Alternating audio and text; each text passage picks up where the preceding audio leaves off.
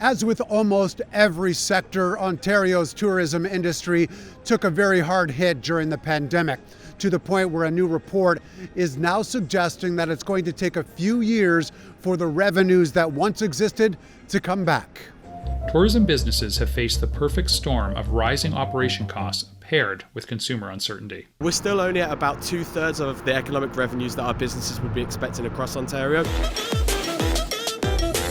Whether it's skiing and snowboarding at Blue Mountain, swimming or boating in the lakes of Muskoka, or again, enjoying the views at Niagara Falls, visitors aren't yet coming out in full force.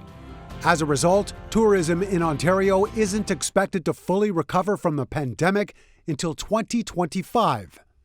A new State of the Tourism Industry report says 7 in 10 related businesses have taken on debt to stay afloat and need help.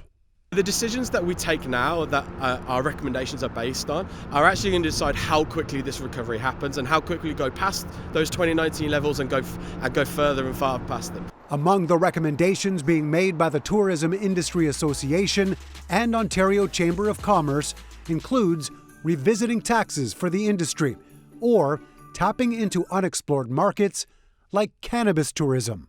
Ontario's Tourism Minister Neil Lumsden responded to the report, saying this past summer, activity reached the highest level since the onset of the pandemic. We provided $200 million in targeted funding to address the challenges faced by the tourism sector. The minister also encouraged everyone to support local tourism with the Ontario Staycation Tax Credit, something the industry would like to see more of.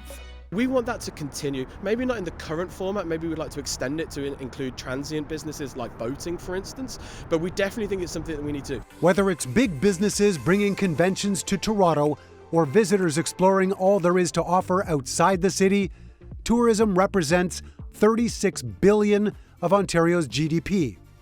And the report's authors think it should be recognized as such. But we definitely think it's something that we need to do. Listen, we spend a lot of money on media, on tech, on manufacturing and attracting them to the province. The tourism industry is bigger than some of those industries. The tourism industry employs more people. Ontarians rely on our industry for their livelihoods. More recommendations being made aside from the tourism industry specifically, better transportation infrastructure to help people get to and from their destinations, and more affordable housing for those working in the industry. Mark McAllister, City News.